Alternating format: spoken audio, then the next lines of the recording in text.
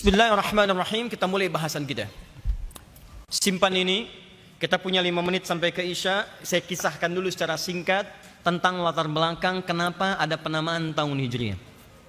Satu kali di era kepemimpinan Umar bin Khattab radhiyallahu taala anhu, dalam satu riwayat yang sampai kemudian kepada kita, terjadilah satu peristiwa saat Umar kemudian mendapati satu utusan. Utusan ini datang, konon disebut sahabat A, konon disebut sahabat B. Singkatnya, datang utusan ini menyampaikan kemudian penjelasan dan klarifikasi kepada Umar bin Khattab radhiyallahu taala anhu. Disampaikan oleh utusan ini, "Yal khalifah, wahai khalifah, atatsna risalah, telah sampai kepada kami satu surat perintah dari Anda. Maktubun fiha Sya'ban, tertulis di atasnya, kerjakan ini datang dari bulan Sya'ban." Datang surat dari Umar, ada perintah kerjakan ini di bulan Sya'ban. Tapi tidak pernah ditampilkan Sya'ban yang mana yang dimaksudkan. Apakah Sya'ban yang akan datang, atau Sya'ban yang kemarin yang mungkin terlewat saat surat ini sampai? Khawatirnya datang surat ini kepada kami sudah melewati bulan Sya'ban. Ya, dulu kan nggak ada pos seperti sekarang, tidak ada JNE dan sebagainya, kan? Yang mungkin kemudian dikirimkan satu utusan. Khawatirnya surat itu sampai kepada kami, Sya'bannya sudah lewat. Kami khawatir tidak mampu menunaikan titah perintah seperti Anda sampaikan.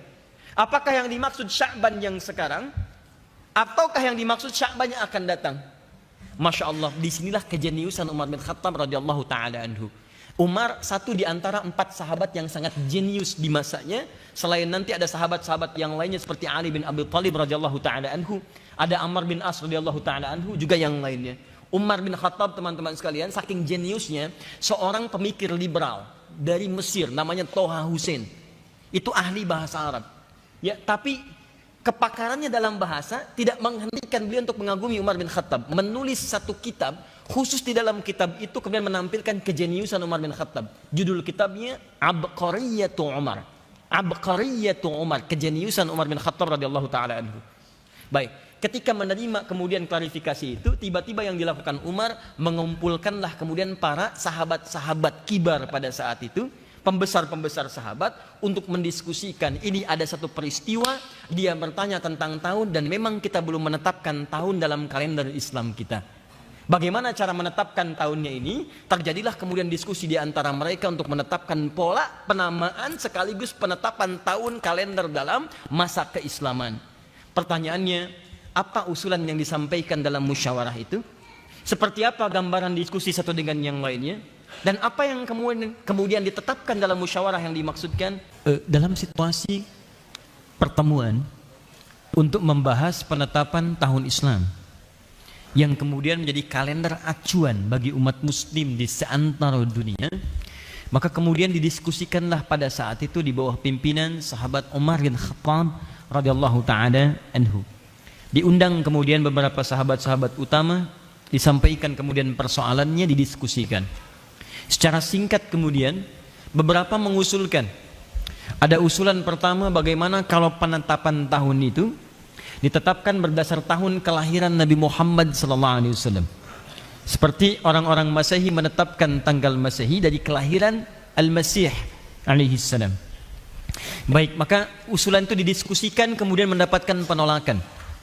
Penolakan yang paling gampang adalah kekhawatiran kemudian Nabi SAW dikultuskan oleh sementara orang, seperti halnya Isa alaihi salam dikultuskan, bahkan kemudian diangkat oleh sementara orang, diduga sebagai Tuhan. Itu yang dikhawatirkan. Sampai turunan hukum dari sini kemudian ada larangan-larangan menyerupai seperti perayaan-perayaan ulang tahun yang tidak dibenarkan beberapa ketentuan-ketentuannya dalam syariat-syariat keislaman. Maka ditolaklah kemudian usulan yang pertama ini dengan penolakan yang lembut, diskusi. Itu biasa. Jadi kalau antum ingin menolak hal-hal yang lain, datang dengan argumentasi.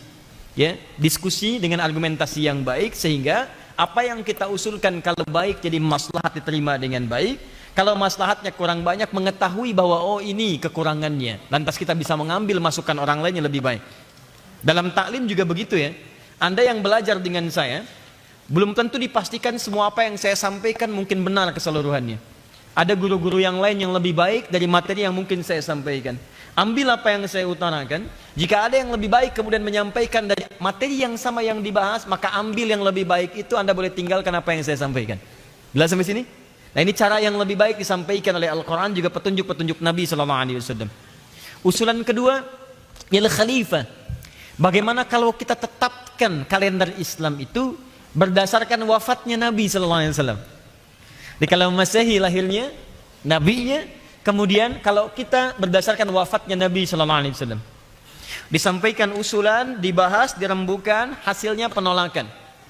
Dengan argumentasi lahir saja, sudah khawatir ada hadirnya pengkultusan sampai kemudian keliru dalam memahaminya. Kami khawatir dengan mengambil tanggal dan tahun kematian, dikhawatirkan banyak bersedih pada saat itu. Coba antum cek, jangankan Nabi, Anda saja menetapkan misalnya 1 tahun dari wafatnya kerabat saudara Anda, bukankah pada saat itu yang lahir bukan kebahagiaan tapi kesedihan? Ya, murung lagi, ingat lagi, macam-macam lagi dan sebagainya. Maka itu kemudian dibahas, dikaji dan mendapatkan penolakan dengan penolakan cara musyawarah yang lembut. Secara singkat kemudian ada usulan. Sebagian menyebutkan usulan dari Ali bin Abi Thalib radhiyallahu taala anhu.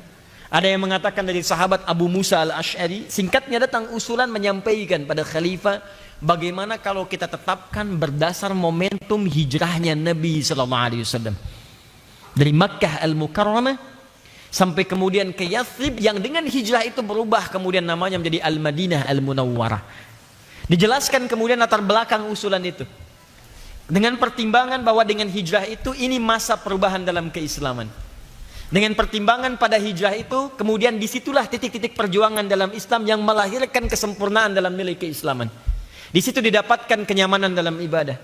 Di situ didapatkan perubahan-perubahan karakteristik.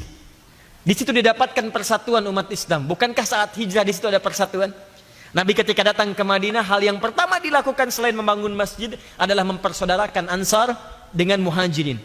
Mempersaudarakan Aus dengan Khazraj. Ini yang tadi di awal saya sampaikan, hakikat Islam yang benar menyatukan bukan memecah. Hakikat Islam yang benar menghadirkan cinta bukan luka. Jadi kalau Anda benar-benar kemudian mempraktikkan nilai keislaman, maka yang Anda lakukan pertama kali bagaimana membangun ukhuwah yang baik.